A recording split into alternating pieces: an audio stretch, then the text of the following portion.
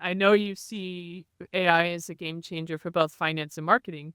In our last conversation, though, you mentioned a couple of things around, hey, AI could be a game changer, but you've got to get your hands around or get your house in order around your processes before you can really effectively apply AI to have a measurable impact. Tell me a little bit about whether that's in the context of finance or marketing. I think that's one piece that people are missing, right? They can go out and invest in AI technologies.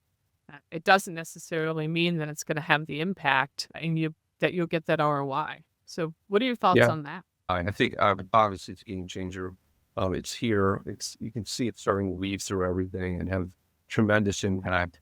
But I do think back to what you had mentioned, which I think is really powerful, is that it's almost like a step process in my mind in terms of you need to move things into a structured, process-oriented model. And there's no better model than an outsourcing model to do that before you can leverage AI.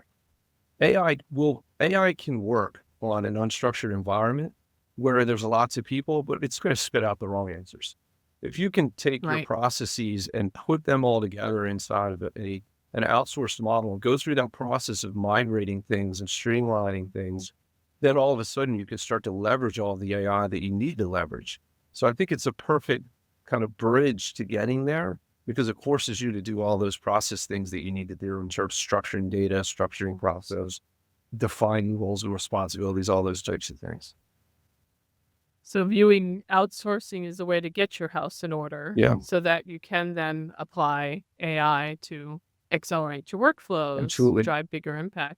Yeah. That's brilliant. I Yeah. I love mean, we're going the through it right. combination of the two. We're going through it right now with a couple of customers because they have this loose process when it comes to finance, the same type of thing. And by our teams pushing it all together and move it offshore and standardizing all of the processes, now they can leverage some of those AI tools. But you have to go through that first evolution. Through the years, over the last 25 years, when I'd hear someone say they have a marketing ops function, and then you really dig in and you look at the capabilities they have on that team, more often than not, when they say marketing ops, they're referring to somebody that maybe is responsible for the database development. Maybe they're responsible for the tech stack and the integrations between the technology.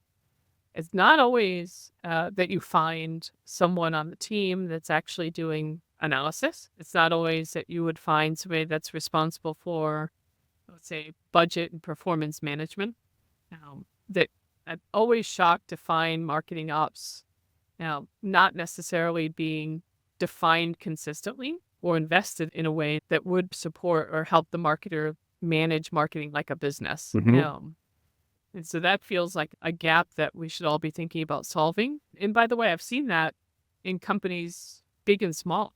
And so now when I talk to marketers, tell me about your marketing ops function. Tell me about how you think about budgeting and planning and performance management. And what does that look like for you today? And is all of that information in a large database of disjointed spreadsheets and holy cow, death by Right, right. PowerPoint?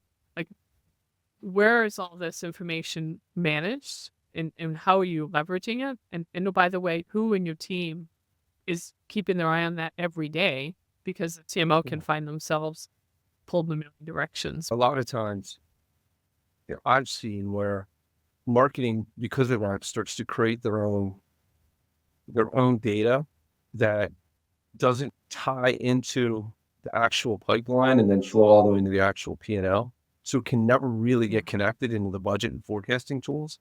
That's a huge miss because if it can get connected all the way from the beginning, then you know how much you need to invest on the marketing side to drive X amount of leads to then funnel into the opportunity on the top of the sales side and then convert all the way down and flow into wins.